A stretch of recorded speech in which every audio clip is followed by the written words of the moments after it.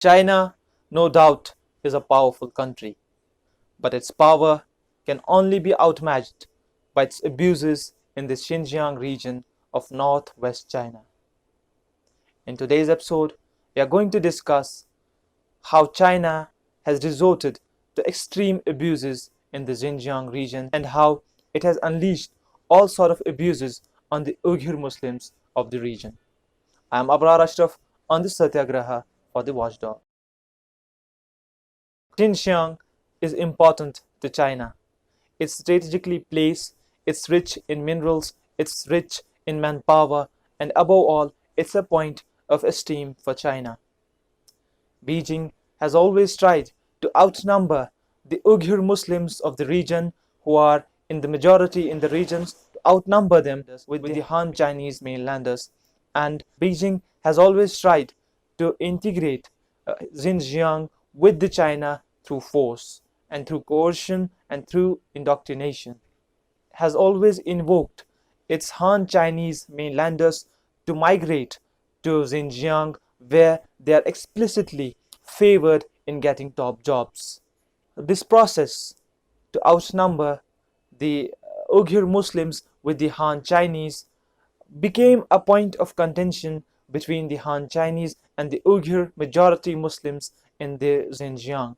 And in 2008, there were riots in which 200 people lost their lives, and most of them were Han Chinese. This began an era of prosecution for the Uyghur Muslims residing in the Xinjiang region, and that prosecution has been going on for a decade now, and it continues in this time and minute. Horrible accounts presented by the witnesses, satellite imagery, and the documents leaked of the Chinese officials confirm that there is a systematic prosecution going against the Uyghur Muslim majority of the Xinjiang region. It is clear that China's concerted campaign is centered on the extermination of the Uyghur Muslims of the Xinjiang region, or if not extermination, in the least the cultural erasure of the minority. This state-sponsored terrorism against an ethnic minority or a religious minority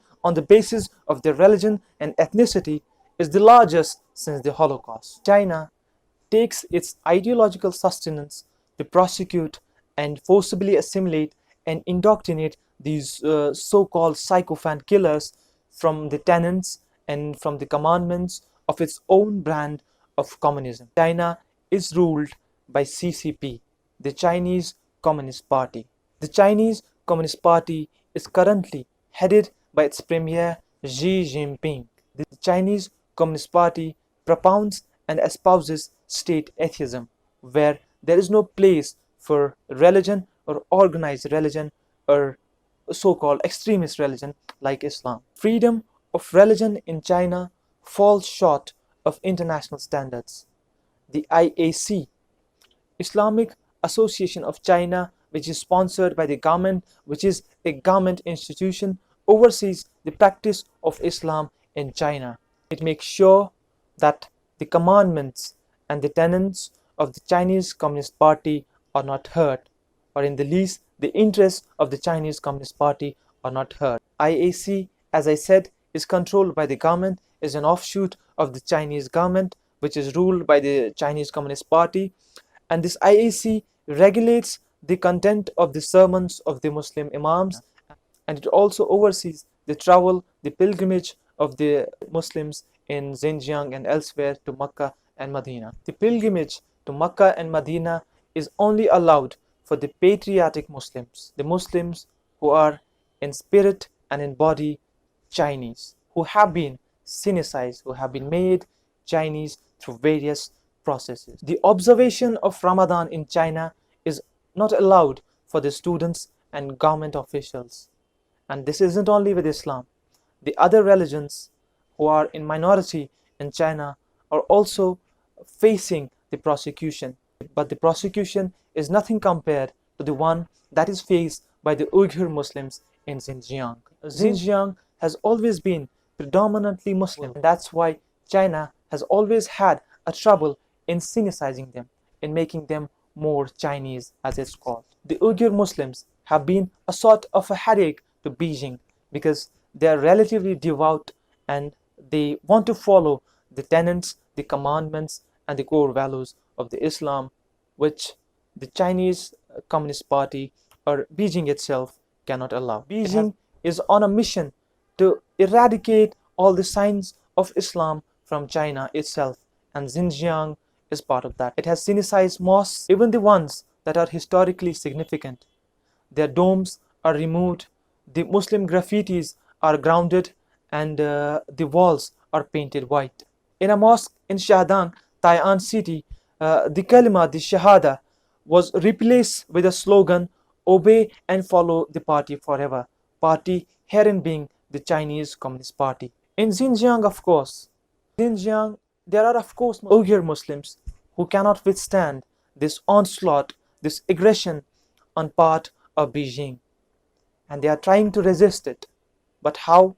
By merely following the tenets of Islam, and that's how they are resisting. But China calls this aggression. China calls it extremism, and that is why they feel that there is a need to indoctrinate them. This harmless obedience of religion is what China calls extremism, and that is, as we can say, obnoxious on part of Beijing, because Beijing is hell-bent on viewing this harmless defiance as extremism. There are 75 indications issued by the government that can indicate that the person can be an extremism, and some of them, as we can expect, are extremely obnoxious.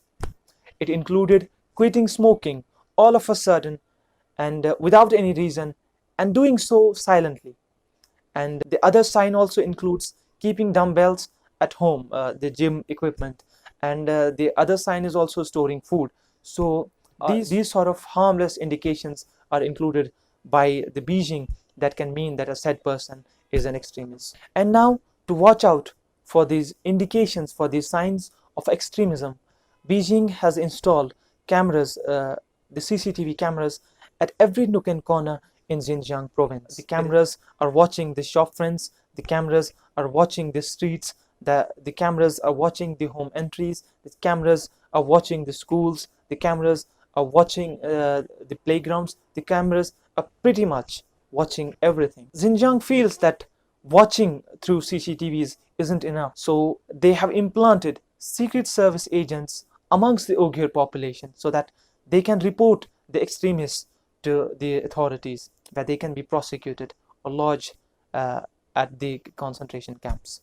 The government even imposes upon the Uyghur Muslim households to take the members from the government and from the secret services so that they can watch that whether this certain household is following the Chinese tradition or not, or whether they have the inclinations or leanings towards Islam or towards religious extremism. So that is the level of the obnoxiousness of the Chinese government, or Beijing, or CCP, the Chinese Communist Party. And now, when these infringers are identified, they are put into concentration camps. They are sent to concentration camps. There are around 85 identified concentration camps that Beijing dubs as educational camps, but they are of course concentration camps, as has been stated by the United Nations. In these 85 concentration camps, there are 1 million Uyghur Muslims interned, where they face torture, where they face abuse, and where they face misconduct. The women especially are facing the sexual misconduct. The cases of rape and sexual misconduct have come of course to the fore, and they have come of course to the media. And the cases of sexual misconduct, the cases of rape, or in some cases gang rape, have come to the fore. These young devout Muslims are broken through extreme harassment. Their heads are shaved, and they are gang raped, they are raped, and they are forced to chant, and they are forced to dance to the Chinese anthem. And now here is a question: despite these abuses come to have fore that are done, that are inflicted upon the Uyghur Muslim minority in China, why is the world silent? That is a question that needs to be asked. Perhaps China's bullying nature and its extreme military and economic muscle has helped China keep the world, especially the Muslim countries, the 57 Muslim countries, under its thumb. But that cannot be all. There are world leaders like Donald Trump who attribute and identify with China's policy in Xinjiang. Donald Trump personally told the Chinese Premier Xi Jinping that what he was doing in Xinjiang was simply good, according to Donald Trump. But that is Donald Trump, and you cannot expect anything more than that from him. But what is most deafening and what is most shocking is the silence of the Muslim world. And when the European world confronted China as to why has it started a campaign of extermination against the Uyghur minority in its northwestern Xinjiang region, the Muslim powers, the 57 Muslim countries, stood back in the shadows, and from those shadows they gave thumbs up to China. The countries like Pakistan, the only Muslim nuclear power and with the largest army in the Muslim world, the countries like Saudi Arabia, the so powerful Saudi Arabia, the Egypt, Turkmenistan, Algeria, all of these countries came out in support of the China in the United Nations when it was confronted regarding its abuses in Xinjiang. And the world needs to wake up to the cries and woes of the Uyghur Muslims in Xinjiang. A great man has once said that injustice anywhere is injustice everywhere. And because it's Xinjiang and so far away from our lives, from our cozy, comfortable and easygoing lives, it doesn't mean that it isn't an injustice to us. As I said, injustice anywhere is injustice everywhere. Tonight, when you would sleep, I would like you to think that what is the use of your free voice and will if it isn't raised in the advocation of the poor, the meek and the wronged. With this thought, I will leave you. I'm Abrar on this Satyagraha for the Watchdog, signing off.